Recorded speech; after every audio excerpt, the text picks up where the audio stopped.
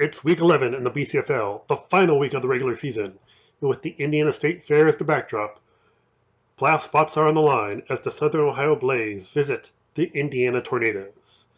If the Blaze win, they will wrap up the Western Conference's Blue Division and the number 1 seed in the West. The Tornadoes could still win the Western Conference's Red Division with a win, while a loss means the Tornadoes' playoff hopes will depend on the results of other games. The Tornadoes started the opening drive of the game at their own 15, but on the first play from scrimmage, Tom Rogers hit Gabriel Abraham for 18 yards. And on the second play, Corey Bridges took a lateral, worked his way down the left sideline 22 yards, and in just 2 plays, the Tornadoes were out to the Southern Ohio 45. The Blaze defense held the Tornadoes from their hover, and after a series of punts, Southern Ohio found itself with a 1st and 20 at its own 19, when Maurice Levitt rolled out, went deep, and found Tyreek Brooks for 40 yards down to the Tornadoes' 41-yard line. On the next play, Levitt hit Kenyon Thomas for a 17-yard gain. And then it was Levitt to Thomas again, this time a short pass. He used a stiff arm to pick up 11 yards down to the 13-yard line. But after the Tornadoes called a timeout to gather themselves, Levitt looked to the end zone, the pass was tipped and picked off by June Teo Love, who brought it back out to the 15-yard line. Southern Ohio stuffed 2 runs, so Rogers looked to the air, but Damon Jackson was there to pick off the pass and return it to the 16-yard line with 23 seconds remaining in the first quarter. In the second quarter, the Blaze faced a 4th and 4 when Levitt rolled right, threw back to his left.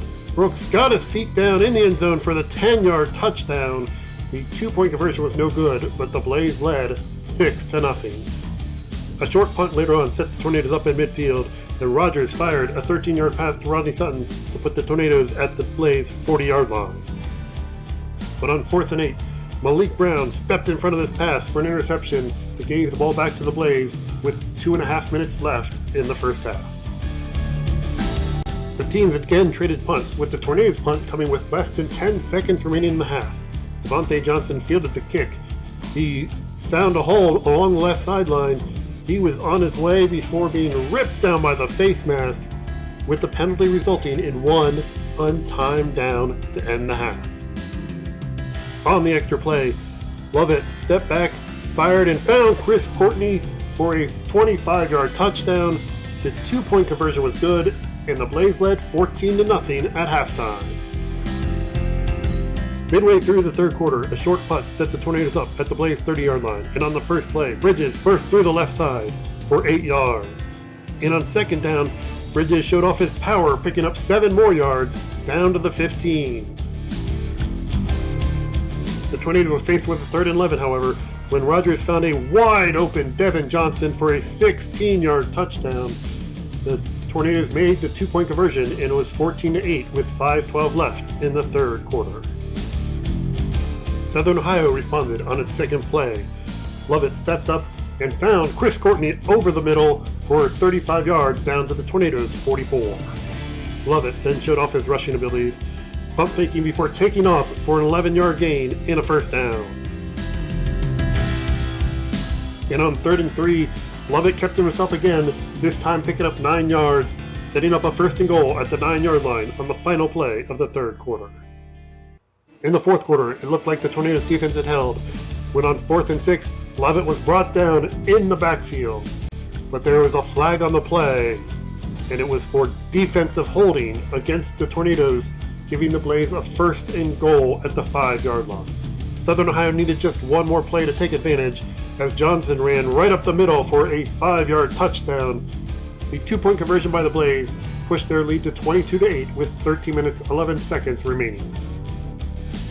A good kick return allowed the Tornadoes to start once again in Blaze territory, and on second down, Bridges picked up 8 more yards and a first down at the 33 with this run. But on the next play, Rogers faked it to Bridges. He was looking for the end zone, but Damon Jackson was there again with his 2nd interception of the game.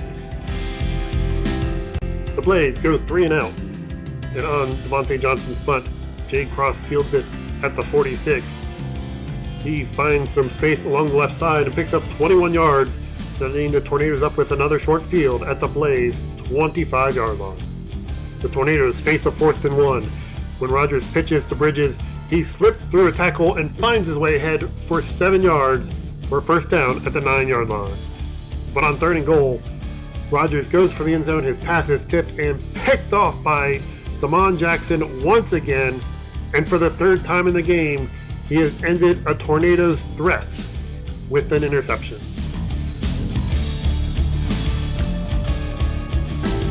But the Blaze give it right back. On 2nd down, they fumble, and Derek Motley recovers for the Tornadoes, giving them the ball at the Blaze 21 with 4 minutes 21 seconds remaining in the game. On 3rd and 3, Rogers again goes for the end zone. This time he finds Josiah Henderson for a 14-yard touchdown. The 2-point conversion is no good, but the Tornadoes have cut the Blaze lead to 22-14 with 3 minutes 20 seconds remaining in the 4th quarter. Southern Ohio is unable to move the ball on the next possession. With under 2 minutes remaining, Johnson can't get off the punt. He's brought down at the Blaze 40-yard line with 1 minute 51 seconds remaining in the game. The Tornadoes face a 4th and 1. Rogers drops back to pass. He finds Bridges, who slips a tackle and finds his way forward for 3 yards and a first down at the 26. Indiana has another 4th and 1. When Rogers keeps it himself, he finds 5 yards down to the 12-yard line. And then Rogers spikes it, leaving 11 seconds with no timeouts left for the Tornadoes. On 2nd down, Rogers pumps and the ball slips out for an incomplete pass, bringing up 3rd down. That's when Rogers fires one in the end zone. His pass for Rodney Sutton is knocked away by Ty Hall, bringing up a 4th down. On the game's final play, Rogers fires in the end zone. The pass falls incomplete, and the Blaze win the game, their division, and the number 1 seed in the Western Conference playoffs.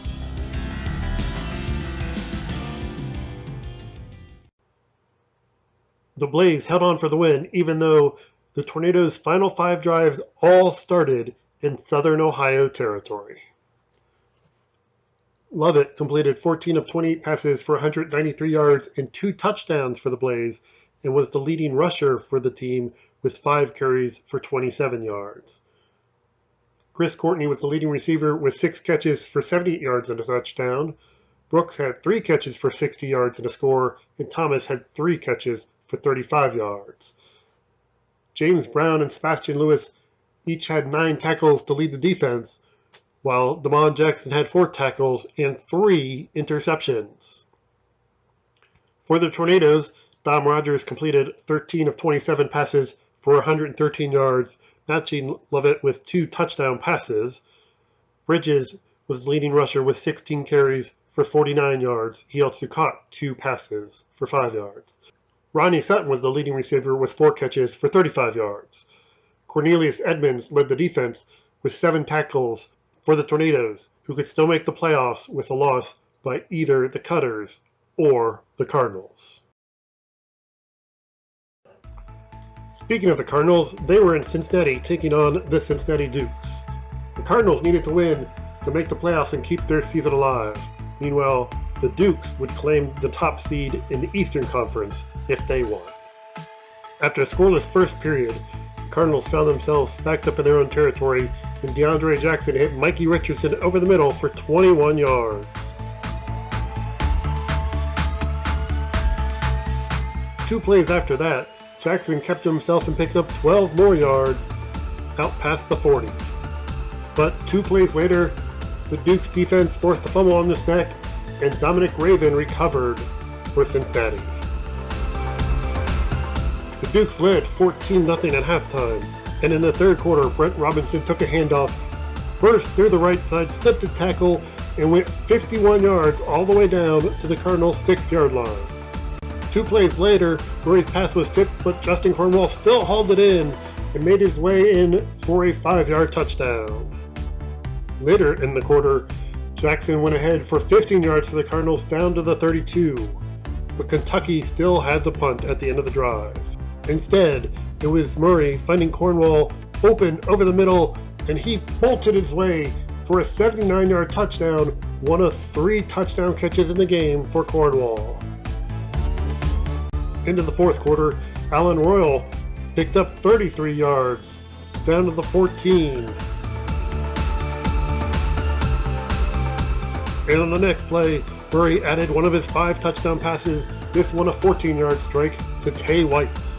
Dominic Williams slipped through the Kentucky defense for one more touchdown, an 18-yard score as the Dukes won 42-0. Checking out all the scores from the week, again, the Blaze claimed the number 1 seed in the West with the 22-14 win against the Tornadoes, while the Dukes held on to the number 1 seed in the East with the 42-0 win against the Cardinals. In the other game that was played, the Buccaneers pulled out a 19-16 win against the Cutters. The Spartans gained a forfeit win against the Warriors. The Gladiators also won by forfeit against the Mustangs, while the Huskies were off. And that means the final standings look like this. The Gladiators win the Eastern Conference's Red Division with an 8-2 record, while the Warriors finished 3-7 and the Mustangs 2-8. The Dukes win the Blue Division with an 8-1-1 record ahead of the Spartans at 6-4 and the Huskies 0-10. Despite losing to the Gladiators in Week 1, the Dukes managed to gain the top spot by a half game in the Eastern Conference. Over in the Western Conference, the Blaze claimed the Blue Division with an 8-1 record ahead of the Buccaneers at 6-2-1. Meanwhile, in the Red Division, all 3 teams finished 4-6. The Cutters went 3-1 in the division and therefore win the Red Division. The Tornadoes were 2-2 in the division, and the Cardinals 1-3 against Red Division foes. And that sets up these playoff matches for the first round this weekend. With the Warriors closing down for the season, the top seed in the East Dukes will get a bye. The number 3 seed Spartans will travel to face the second-seeded Gladiators. The Western Conference will feature a pair of rematches from this past weekend just in new places. The Tornadoes, the number 4 seed, will travel to face the top-seeded Blaze this weekend. Meanwhile, the Buccaneers, the number 3 seed, will go to Indiana to face the Cutters, who earned the number 2 seed as the Western Conference's Red Division champion. Looking at the postseason in bracket form, the Dukes will await the winner of the Gladiators-Spartans match in the East. Meanwhile, in the West, the Blaze and Tornadoes winner will face off against the Cutters and Bucks winner in the Western Conference championship game next weekend. And we finish things up with a look at the final owners poll of the regular season, where after several changes over the past few weeks, there was little movement this week. The Blaze and the Dukes, the number 1 seed in the West and number 1 seed in the East, remain at 1 and 2 atop the poll. In the one change this week, the Gladiators moved up to 3 and the Buccaneers swapped spots going down to 4. The Tornadoes remained at 5, the Spartans 6, and the Cutters 7. And in the most consistent portion of the poll, the final spots went 8 Cardinals, 9 Warriors, 10 Mustangs, 11 Huskies.